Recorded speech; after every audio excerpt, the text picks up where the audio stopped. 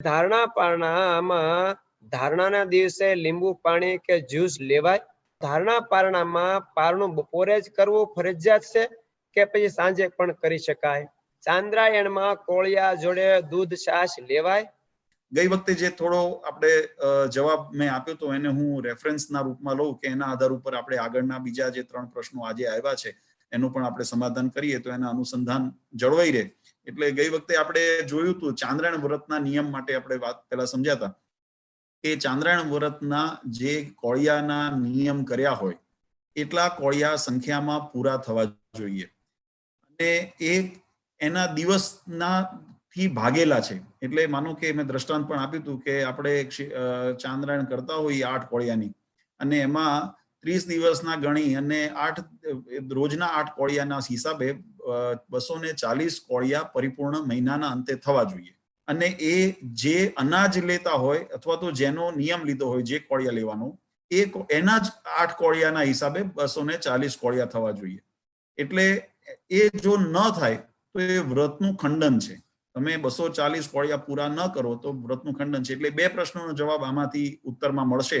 એક તો એકાદશીના દિવસે ચાંદ્રાયણ હોય તો કોળિયા અનાજના એકાદશીના દિવસે અનાજના લેવા કે ફલારના લેવાના એનો આપણે ઉત્તર ગઈ વખતે કર્યો હતો કે જે નિયમ લીધો હોય જે અનાજનો નિયમ લીધો હોય જે કઠોળનો અથવા તો જે ધાન્યનો નિયમ લીધો હોય એના જ કોળિયા લેવા જોઈએ એકાદશીના દિવસે પણ. કારણ કે શાસ્ત્રનો મત છે એક વ્રતમાં 2 વ્રત ન થાય. એટલે એક સાથે એક જ વ્રત કરી શકાય, 2 વ્રત તમે સાથે ન કરી શકો. તો જો ચાંદ્રાયણનું વ્રત કરીએ તો એમાં એકાદશી ન થાય ને એકાદશી જો કરીએ તો પછી એકાદશીનું જ વ્રત ગણાય, એ ચાંદ્રાયણની અંદર નથી ખપતી. અને એ ન્યાયે આપણે જે કોળિયા ચાંદ્રાયણના નિયમના લીધા હોય એ એના કરવા પડે. આના અનુસંધાને બીજો પ્રશ્ન પણ જે છે પૂછ્યો છે ભક્તે કે 8 કોળિયા ન ખવાય તો શું? પણ એનો નિયમ એવો છે કે 8 કોળિયાનો નિયમ હોય તો 8 કોળિયા પરિપૂર્ણ કરવા જ પડે. કારણ કે મેં ગઈ વખતે ધર્મસિંધુનો એક શ્લોક મેં એમાં અહીંયા આગળ સૂત્ર એમાં બતાવ્યું હતું કે ચાંદ્રાયણ મધ્યે એકાદશી આદિ પ્રાપ્તો ગ્રાસ્ય સંખ્યા નિયમે ભોજનમ એવ કાર્યમ. ધર્મસિંધુનો સિદ્ધાંત છે એની અંદર ભગવાને આપણને જે આપણી મર્યાદાઓ વિધિ નિષેધના નિયમો બતાવ્યા છે અને ધર્મસિંધુ ગ્રંથ એ સ્વામિનારાયણ સંપ્રદાય સહિત સમસ્ત વૈષ્ણવ સંપ્રદાયોના હિન્દુ સંપ્રદાયોના માન્ય ગ્રંથ છે. ભગવાન સ્વામિનારાયણે પણ સત્સંગી જીવનની અંદર ધર્મસિંધુ નિર્ણય સિંધુ આધારિત નિર્ણયો કરેલા છે અને એને માન્ય કરવાની આજ્ઞા પણ કરેલી છે. અને એ પ્રમાણે આપણે જોઈએ તો ધર્મસિંધુ એમ કહે છે કે ચાંદ્રાયણ મધ્યે એકાદશી આદિ પ્રાપ્તો, જો ચાંદ્રાયણમાં એકાદશી આવે તો ગ્રાસ સંખ્યા નિયમે ભોજનમ એવ કાર્યમ.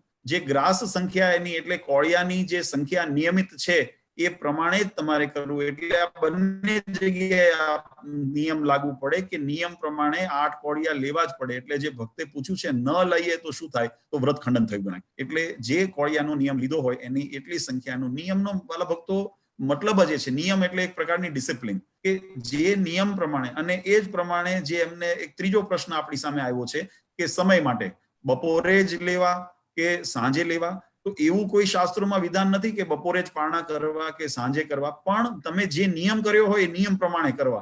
તમે એની અંદર ફેરફાર ન કરી શકો. એટલે જો બપોરે લેવાનો નિયમ રાખ્યો હોય તો પછી બપોરે મધ્યાહનના ટાઈમે જે ટાઈમે નિયમ લેવાનો હોય એ ટાઈમે જ લેવા જોઈએ. કોઈ વખત અપવાદમાં અડધો કલાક 15-20 મિનિટ આગળ પાછળ થાય એ કદાચ ક્ષમ્ય ગણાય, પણ તમે સમય અનુકૂળતા પ્રમાણે સાંજનું સવારનું ફેરવ્યા કરો તો એની અંદર એ નિયમ નથી. કારણ કે અહીંયા કે નિયમે ન ભોજન મેવ કાર્ય, નિયમથી કરવું છે.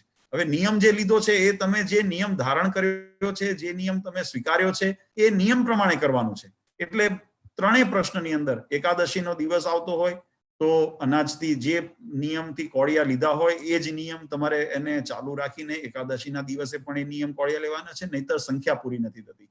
જો કોઈ દિવસ કોળિયા ઓછા ખવાય અને તમે ઓછા ખાઓ તો પણ વ્રત ખંડિત થયું ગણાય. કારણ કે એમાં નિયમ નથી જળવાતો. રોજના 8 પ્રમાણે જે સંખ્યા પૂરી થવી જોઈએ એ સંખ્યા પૂરી નથી થતી અને એટલા માટે એને નિયમથી જે કોળિયા ખાવા જોઈએ એ ખાવાય. કારણ કે નિયમ જો તમે નથી લેતા અને સમયનો પણ જો પરિવર્તન વારે ઘડીએ થયા કરતું હોય તો એ સમયનો પણ એની અંદર બાદ નડે. કારણ કે એમાં પાછો નિયમની ડિસિપ્લિન નથી રહેતું. એટલે આ ત્રણેય પ્રશ્નના જવાબની અંદર હું એમ સમજાવવા આપણે ધર્મસિંધુ પ્રમાણે શાસ્ત્ર પ્રમાણે એમ જોઈએ તો અનાજના જેટલા કોળિયા સંખ્યાના છે પરિપૂર્ણ લેવા જોઈએ.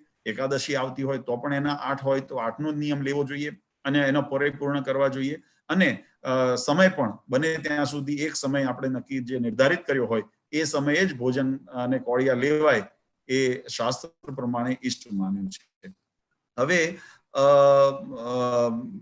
બીજું જે પ્રશ્ન હતો કે ધારણા પાણાના દિવસે લીંબુ પાણી કે જ્યુસ વગેરે કંઈ લઈ શકાય તો કેમ?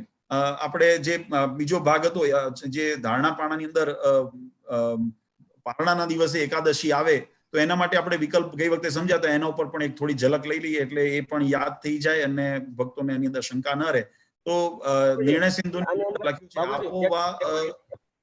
હા બાબુજી, આની અંદર આ જેને વાત કરી છે, જેને પ્રશ્ન 8 ગ્રાસ કોળિયા લેવાય ન લેવાય તો એના આપણે કરી શકાય કે તમે મોટા લેતા હોય તો ના લે, પણ નાના નાના થોડા કરી નાખો ગ્રાસ તો 8 થઈ જાય. એટલે હું એના ઉપર આવું છું સ્વામી, પણ એક પહેલો પ્રશ્ન કે જેટલો નિયમ છે એ પ્રમાણે લેવા. જો 4 કોળિયાની હોય તો 4 કોળિયા જ પૂરા લેવાય, 4 નો 5 ન કરાય, 4 ના 3 ન કરાય.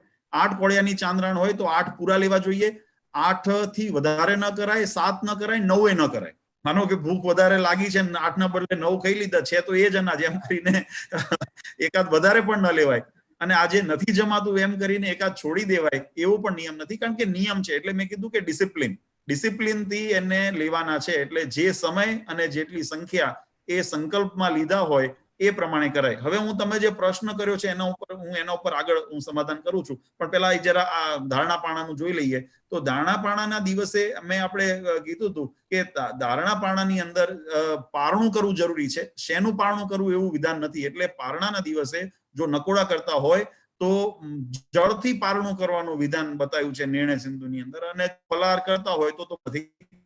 પણ એકાદશી ચાંદ્રાયણ વ્રતની અંદર એકાદશી આવતી હોય અને આપણે આગલે દિવસે એટલે કે નોમને દિવસે આપણે ધારણાનું વ્રત હોય, દશમને દિવસે, અને એકાદશીએ પારણું આવતું હોય તો પારણું ફલાહારથી કરવું, એમાં અનાજ ખાઈ શકાય નહીં. એટલે એનું કારણ કે આપણે પારણા કરવાનું જરૂરી છે, શેનું પારણું કરવું એ જરૂરી નથી. અને જો નકોડી કરતા હોય તો પણ પારણું કરવું જરૂરી છે, એટલે જળથી પારણું કરવું. નિર્ણય સિંધુની અંદર લખ્યું આપોવા અસિત મન શતિ ચ, એટલે એકાદશ્યામ એકાંતરો ઉપવાસ આદિ પારણાયામ જલ પારણામ કુર્વતે પવસેત.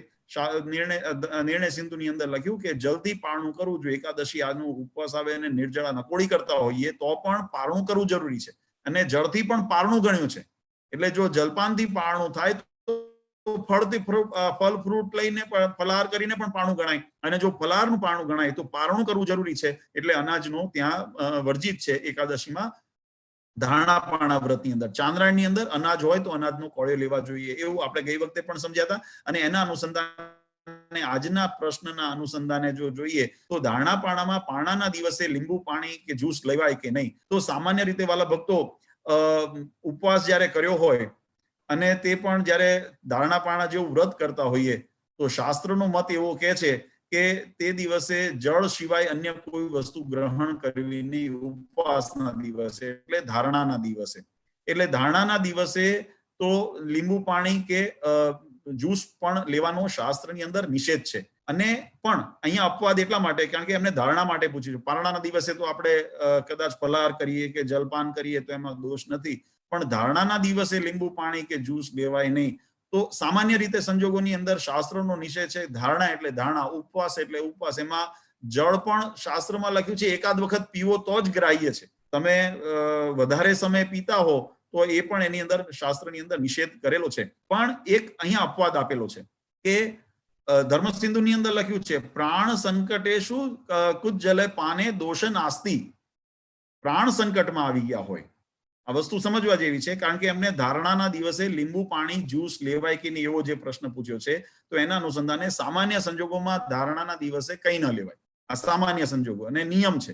અને મેં કીધું એ પ્રમાણે નિયમને જેટલા ડિસિપ્લિનમાં રહીને તમે પાળો તો એ તમારું કાર્ય પરિપૂર્ણ યથાવર્ત થાય. અને જો એમાં બાંધછોડ કરીએ અથવા તો છૂટછાટ લઈએ તો નિયમ નથી જળવાતો. પછી આપણી ત્યાં શ્રદ્ધાની પણ અભાવ હોઈ શકે, આપણી ભક્તિનો પણ અભાવ હોઈ શકે, આપણી સમજણનો પણ અભાવ હોઈ શકે. આ બધા કારણો એની અંદર છે કે આપણે એને પરિપૂર્ણ નથી કરી શકતા. અને એટલા માટે આ વસ્તુ છે. પણ મેં કીધું એ પ્રમાણે અપવાદ ધર્મસિંધુ એમ કે છે પ્રાણ સંકટે વસ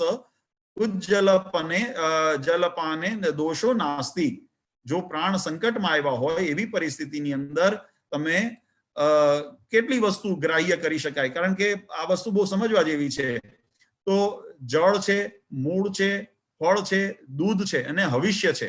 જે હવિષ્ય સપ્તદાન તમે હોમની અંદર વપરાય છે અને એવા શાસ્ત્ર એટલા પણ ક્યારે આ વસ્તુને બહુ સમજવા જેવી છે કે ધારણા પારણા હોય અથવા ચાંદ્રાયણ હોય એમાં અપવાદ ક્યારે ગણ્યો છે? તો શાસ્ત્ર એમ કે છે કે જળ, મૂળ, ફળ, દૂધ અને હવિષ્ય એટલે સપ્તદાન, જે જવ તલ આદિ, જવ તલ જે આપણે હોમની અંદર વાપરીએ છીએ એવા જવ તલ આદિ હવિષ્ય જેને ગણવામાં આવ્યું છે, તે હવિષ્યનું અને નારિયેળનું પાણી વગેરે આવું અથવા તેલમાં પાકેલું હોય તેવા જે સપ્તદાન છે તે બ્રાહ્મણ વચન, ગુરુ આજ્ઞા અને જો ઔષધિના રૂપમાં હોય તો તેને લઈ શકાય, તેમાં એનો દોષ નથી. એના માટે આ સિદ્ધાંત બતાવેલો છે. એટલે જો જ્યુસ કે ફ્રૂટ એ લઈ શકાય, એની અંદર અપવાદ છે. સામાન્ય સંજોગોમાં ન લેવાય, પણ જો પ્રાણ સંકટ આવતો હોય તો જળ પ્રવાહી હોય અથવા તો જે ફળ હોય કે ફ્રૂટ હોય તે લઈ શકાય. પણ કેવી રીતે? તો કે બ્રાહ્મણ વચન, ગુરુ આજ્ઞા અને અથવા ઔષધિના રૂપમાં હોય તો એને તમારે લેવામાં દોષ નથી. એની અંદર શાસ્ત્રનો મત છે કે અષ્ટેહી તાન્ય વ્રત ધ્યાનની આપો મૂલમ ફલમ પય હવિ બ્રાહ્મણ કામ્યા ચ ગુરોર વચન ઔષધમ. આ નિર્ણય સિંધુ, ધર્મ સિંધુની અંદર આ રીતે બતાવેલું છે. વ્રતને દિવસે આપો જળ, મૂલમ મૂળ, કંદમૂળ જે હોય છે તે, ફલમ ફળ જે આપણે કરતા હોઈએ, ફલાહાર કરતા હોઈએ તે, પય એટલે દૂધ અને હવિ એટલે હવિષ્યાન, જે મેં કીધું એમ જવતલ વગેરેનો પણ ઉપયોગ એની અંદર શક્ય છે. આટલી વસ્તુ બ્રાહ્મણ કામ્યાનામ, બ્રાહ્મણના કહેવાથી, ચ ગુરુર વચન, ગુરુની આજ્ઞાથી અને ઔષધમ, ઔષધિના રૂપમાં જો હોય તો તેને લેવામાં દોષ નથી. પણ આ સિદ્ધાંત ક્યારે લાગુ પડે? પ્રાણ સંકટેશે વચ્ચે જલપાને દોષો નાસ્તિ. પ્રાણ જ્યારે સંકટમાં હોય, એવો મુજારો થઈ ગયો હોય, અને આ વાત વાલા ભક્તો વધારે જો સારી રીતે સમજવું હોય તો સત્સંગી જીવન દ્વિતીય પ્રકરણ 43મો અધ્યાય મહારાજે કચ્છુ વ્રતની નિયમ સમજાવ્યો છે. બીજા પ્રકરણની અંદર 43મા અધ્યાયની અંદર, અને એની અંદર કચ્છુ વ્રતનું મહારાજ સિદ્ધાંત સમજાવતી વખતે આ વાત કહે છે કે કુર્વન કચ્છાણી મહુશ્ચેચ ચેતક્ષયા દયા પીડિત સદા અમૃતમ તો ગવામ ક્ષીર પાયમ યેત નરમ દ્વિજમ અષ્ટોતાન્ય વ્રત ધ્યાની આપો મૂલમ ફલમ તોયમ હવિ બ્રાહ્મણ કામ્યા ચ ગુરુર વચન ઔષધમ. 22 અને 23 અને 24ના શ્લોકની અંદર સત્સંગી જીવનની અંદર ભગવાન એમ કહે છે કે ભૂખથી જ્યારે વ્યક્તિ પીડાતો હોય, ચેતક શુદ્ધાયા પીડિતો તદા, એવો સત્સંગી જીવનની અંદર મહારાજે શબ્દ વાપર્યો કે ચેતક ક્ષુધાયા, ક્ષુધાથી પીડિતો તદા, જ્યારે એને પીડિત થતો હોય એટલે કે એનું મન રૂંધાતું હોય અથવા તો એનો પ્રાણ સંકટમાં મુકાતો હોય, ત્યારે એવા સમયની અંદર અમૃતમ તુ ગવામ ક્ષીરમ, કે તેવા અમૃત સમામ જે ગણેલું એવું દૂધ તેનું પાન કરી શકે છે. પાયમ જળ કરી શકે છે. યેત મૂલમ મૂળ અને ફળ તે હવિષ્ય, એ જે વાત કરીએ પ્રમાણે બ્રાહ્મણ કામ્યામ ચ ગુરુર વચનમ ઔષધિમ, જો ઔષધિના સ્વરૂપની અંદર હોય, ગુરુનું વચન હોય, ગુરુની આજ્ઞા હોય અને બ્રાહ્મણનું વચન લઈને તમે ગ્રહણ કરી શકો છો. એટલે જે પ્રશ્ન છે કે જ્યુસ કે લીંબુ શરબત વગેરે ધારણાના દિવસે લેવાય, તો એના માટે મેં કીધું એમ પ્રાણ સંકટમાં હોય તો આ ત્રણનું આજ્ઞા લીધી હોય, ગુરુનું આજ્ઞા લીધી હોય. પણ આ વસ્તુ બહુ સમજીને આગળ હું એના ઉપર ખુલાસો કરીશ, પણ અત્યારે એમના પ્રશ્ન પૂરતે આપણે સીમિત રહીએ. તો આ 8 વસ્તુનો છે કે જે હવિષ્ય છે, દૂધ છે, ફળ છે, કંદ છે, તે એ ગુરુની આજ્ઞા અથવા તો જે સપ્તદાન જે હવિષ્યમાં જે આવે છે તેમાંથી કોઈ વસ્તુ હોય, જો ઔષધના રૂપમાં હોય, ગુરુની આજ્ઞા હોય, બ્રાહ્મણનું વચન હોય તો એને લેવામાં દોષ નથી, એવું શાસ્ત્રે કીધું. પણ મેં ફરી પાછું પુનઃ કહું છું, કારણ કે બધા પાછા નહીં તો કાલ સવારે ફોન કરશે કે મહારાજ અમે આ વ્રત લીધું છે ને અમને હવે આજ્ઞા આપો, અમને આજ્ઞા આપો, અમે જળપાન કરીએ, અમને આજ્ઞા આપો, અમે દૂધ છાશ લઈએ, અમને આજ્ઞા આપો. એટલે કહું છું કે આ આપતકાળમાં છે કે જો પ્રાણ સંકટમાં હોય, કારણ કે ભગવાને લખ્યું ચેતાયા ક્ષુધા પીડિત તદા, કે જો તમારું મન મૂંઝાઈ ગયું હોય, એનાથી ભૂખથી પીડિત થતા હોય જો વ્રત કરનાર, તો એના માટે જ આ અપવાદ છે. એટલે એવી રીતે, એટલે તમે જયારે લીધું ત્યારે સ્વસ્થ મને લીધું હોય, પણ અઠવાડિયું 15 દિવસ પછી જયારે એમ લાગે કે હવે અશક્તિ આવી ગઈ છે, તબિયત ખરાબ થઈ ગઈ છે, પ્રાણ સંકટમાં આવી ગયા છે, ત્યારે એવા સંજોગોની અંદર આ ઉપયોગ કરી શકાય કલમનો, અન્યથા કરાતો નથી. એટલે પોતાના શુદ્ધાને માત્ર તૃપ્ત કરવા માટે આ વિકલ્પ નથી. એ પ્રાણ સંકટમાં હોય ત્યારે એ વસ્તુ કરી શકાય છે. અને એના અનુસંધાને જે દૂધ છાશનો પણ પ્રશ્ન જો આને જોઈએ તો ચાંદ્રાયણની અંદર કોળિયા જોડે દૂધ છાશ લેવાય કે કેમ, તો એની માટે પણ વાલા ભક્તો ઘણા એને ભવિષ્યની અંદર ગણીને અને આ અપવાદ મને ગણીને એની સાથે લેતા હોય છે. પણ શાસ્ત્ર પ્રમાણે જો વાત કરીએ તો ચાંદ્રાયણની અંદર કોળિયાના સિવાય બીજું કંઈ ગ્રાહ્ય શાસ્ત્રોએ બતાવ્યું નથી. કારણ કે એની અંદર મેં કીધું એમ નિયમ અને ડિસિપ્લિન બહુ જરૂરી છે. તમે જેની ચાંદ્રાયણ લીધી હોય, જેટલા કોળિયાની લીધી હોય, એના સિવાય બીજું કંઈ ખપે નહીં એવો શાસ્ત્રનો મત છે. અપવાદના સ્વરૂપની અંદર મેં કીધું એ પ્રમાણે પ્રાણ સંકટમાં હોય તો તમને ગુરુ આજ્ઞા બ્રાહ્મણ વચન અથવા તો ઔષધિના રૂપમાં હોય તો એની અંદર બાદ નથી. એ શાસ્ત્રોનો વિકલ્પ આપેલો છે, પણ એ આટલા કારણોથી જ. અન્યથા તમારે છાશ દૂધ લેવાય નહીં. પણ અને એના માટે મેં કીધું એ પ્રમાણે કચ્છાણી કુર્મમ ચ નર શુકન્ય નેવ યસ્તુ સ વર્તન્યાની કુર્વંતે યથાવિધિ યથા બલ. સત્સંગી જીવન દ્વિતીય પ્રકરણ અને 43મા અધ્યાયની અંદર ભગવાને આ વાતને એટલા માટે સ્પષ્ટ કરી કે ધારણા પારણામાં તમે અથવા તો ચાંદ્રાયણ વ્રત અથવા તો કોઈ પણ તમે વ્રત કરતા હો તો કચ્છુવાદી જે કચ્છુ વ્રતના અનુસંધાને આ 43મું પ્રકરણ છે, પણ એ સિદ્ધાંત બધી જગ્યાએ આપણે એને લાગુ થઈ શકે અને થવો જોઈએ.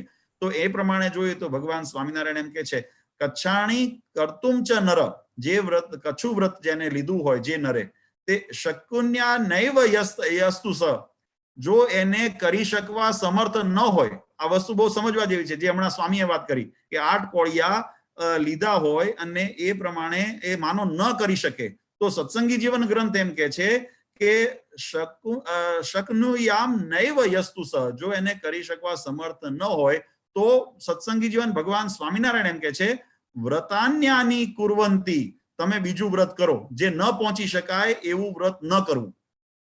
તમને એમ લાગતું હોય કે આ વસ્તુ નથી પહોંચી શકાતી, નથી થઈ શકતી, તો એ વ્રત કરીને અડધું ન મૂકવું. કારણ કે અડધું મૂકશો એટલે ખંડિત થશે, પરિપૂર્ણ ફળ નહીં મળશે અને વ્રત છોડવાનો દોષ પણ લાગશે. તો વ્રત કેવું આદરવું જોઈએ? તો ભગવાન સ્વામિનારાયણે સત્સંગી જીવન દ્વિતીય પ્રકરણ 43મા અધ્યાયમાં, એટલે ઘણી વખત શું આપણે દેખાદેખી વ્રત કરતા હોઈએ છીએ. એક બહુ સુંદર પ્રસંગ આ પ્રસંગે મને યાદ આવ્યો તો કહું, બ્રહ્માનંદ સ્વામીનો. મહારાજે જયારે બધાને વ્રતના નિયમ લેવાના કીધા ત્યારે કોઈએ 500 માળા, કોઈએ 1000 માળા, કોઈએ 5000 માળા, કોઈએ આટલા પાઠ ને કોઈ આટલા પાઠ, બધા સંતોએ મોટા મોટા સંતોએ નિયમ લીધો. બ્રહ્માનંદ સ્વામીએ કીધું હું મહારાજ 51 માળા કરીશ, મારાથી વધારે હું નથી કરતો. બધાએ સંતોએ જઈને વિનંતી કરી મહારાજને, મહારાજ આવડા મોટા સંત, નંદ સંત પંક્તિના વિદ્વાન સંત છે, આટલા વડીલ સંત છે, અને જો એ 50 માળાનો નિયમ લે તો પછી સામાન્ય લોક તો 2-5 નો જ લે ને. એમને મોટું નિયમ લેવું જોઈએ કે બીજાને પ્રેરણા મળે. એટલે મહારાજે કીધું ઉભા રહો. સ્વામીને બોલાવ્યા અને સ્વામીને કીધું સ્વામી તમે નિયમ લીધો? તો કે હા મહારાજ મેં નિયમ લીધો. કેટલી માળાનો નિયમ લીધો? મેં 50 માળાનો નિયમ લીધો. પછી બધાને કીધું જો આને 500 નો લીધો છે, આને 700 નો લીધો છે, આને 1000 નો લીધો છે, તમે ખાલી 50 માળા? પણ કે મહારાજ 50 માળા હું કરીશ તો ખરો, પણ કેવી રીતે કરવી એ તો મને પૂછો. એટલે સ્વામીએ મહારાજને પૂછ્યું સ્વામી કેવી રીતે કરશો? એટલે સ્વામી કીધું મહારાજ આપના મૂર્તિની અંદર મનને એકાગ્ર કરીને અને મૂર્તિનું ધ્યાન કરતા કરતા મૂર્તિની અંદર મનને સ્થિર કરીને હું માળા ફેરવવાની શરૂ કરું અને 49 ને 107 મણકા થયા હોય, એક મણકો બાકી રહ્યો હોય, અને જો આપણી મૂર્તિમાંથી જો મારું ધ્યાન ભટકે, મારું ધ્યાન ખંડિત થાય, મને બીજો વિચાર આવે, તો એ 49 માળા ફોક નવેસરથી પાછી 50 માળાની એકડે એકથી શરૂ કરવાની. એમ કરીને જો 50 માળા પૂર્ણ થાય એ મારી 50 માળા પૂર્ણ ગણવાની, રોજની આવી માળા કરવાની. હવે વિચારો જેનું મન કેટલું એકાગ્ર કરવાનું, સ્થિર કરવાનું, જેને મારે કીધું ને કઠણમાં કઠણ વૃત્ત જો સાધન હોય તો ભગવાનના સ્વરૂપમાં અખંડ મનની વૃત્તિ રાખવી.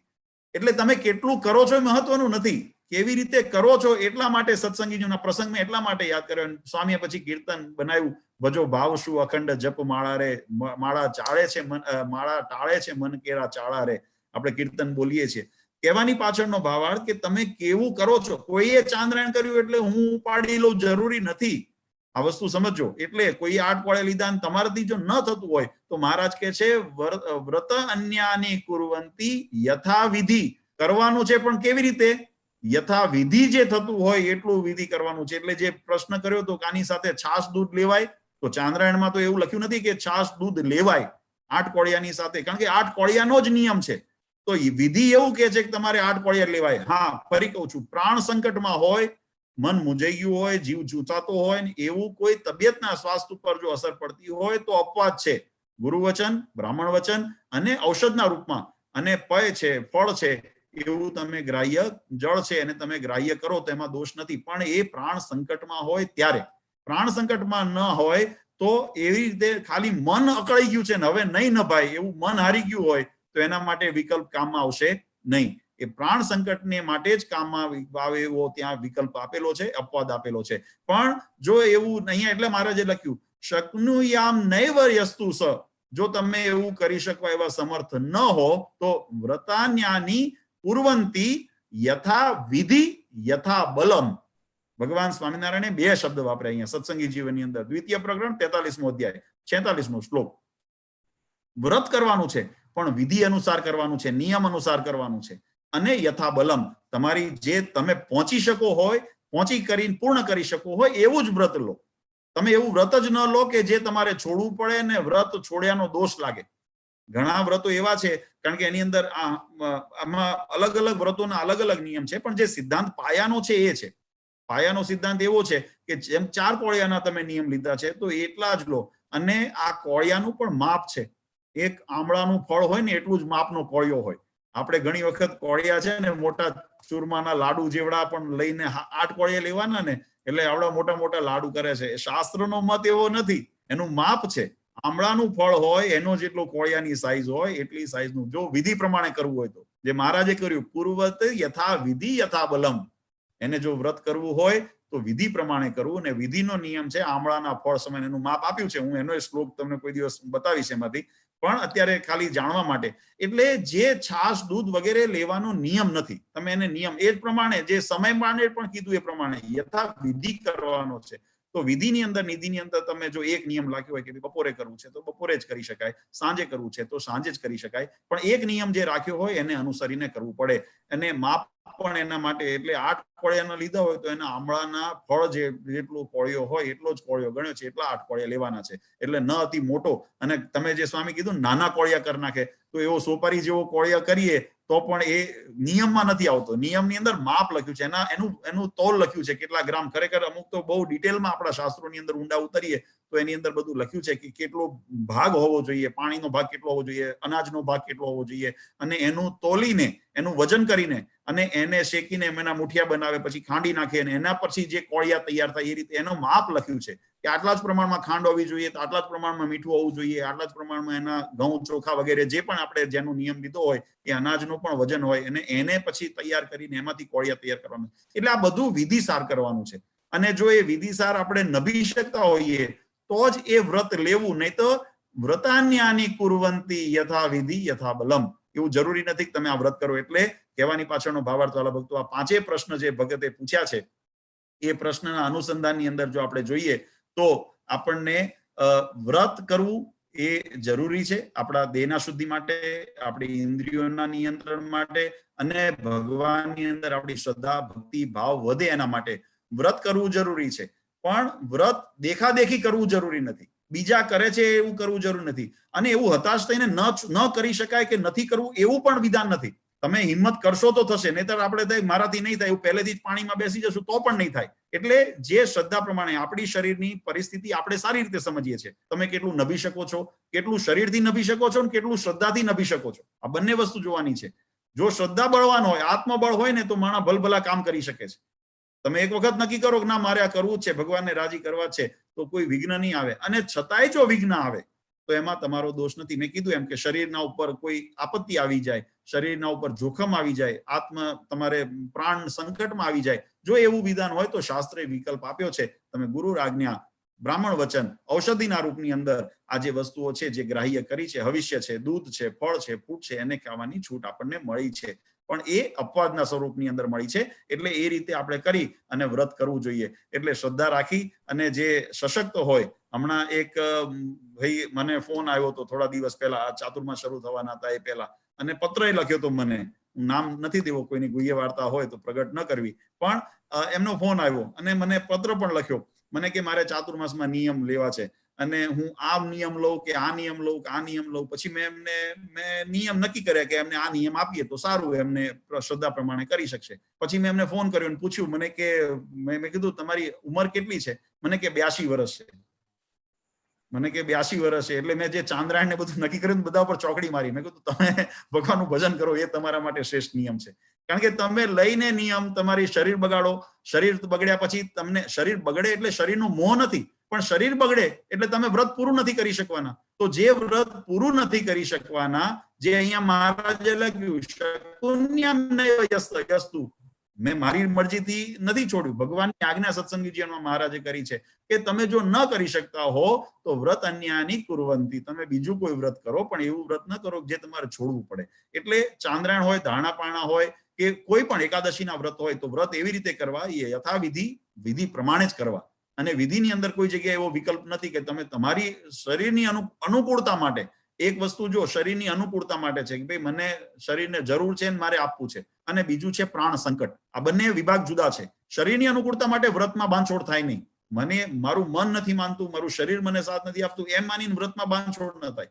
હા, વ્રત કરતા હોઈએ અને શ્રદ્ધાથી કરતા હોઈએ, છતાંય જો પ્રાણ સંકટમાં આવતા હોય અથવા તો એવી કોઈ પરિસ્થિતિ નિર્માણ થતી હોય તો અપવાદ છે. તો દૂધ છે, છાશ છે, જ્યુસ છે, આ જે બધું હમણાં આપણે જોયું એ બધું આપણે બ્રાહ્મણ વચનથી, ગુરુ આજ્ઞાથી અથવા તો ઔષધિના રૂપમાં હોય, ઘણાને દવા લેવાની હોય, ડાયાબિટીસ હોય ને એને હોય, તો અમે વ્રતના દિવસે પણ કહેતા હોઈએ છીએ કે વ્રત કરો તો પણ તમે આ દવાની સાથે દૂધ વગેરે લેજો, કારણ કે દવાની તો ગરમ પડે ને બીજું નુકસાન કરે. એટલે ઔષધિના રૂપની અંદર હોય તો એની અંદર લેવું. એટલે મારા ખ્યાલથી જે ભક્તે પ્રશ્ન પૂછ્યા છે એ બધા પ્રશ્નનો સમાધાન આ સત્સંગી જીવન નિર્ણય સિંધુના ધર્મ સિંધુના આધારે આપણે જો જોઈએ તો આપણને પ્રાપ્ત છે. એટલે ચાંદ્રાયણમાં કોળિયાની જોડે દૂધ છાશ લેવાનો અપવાદ છે.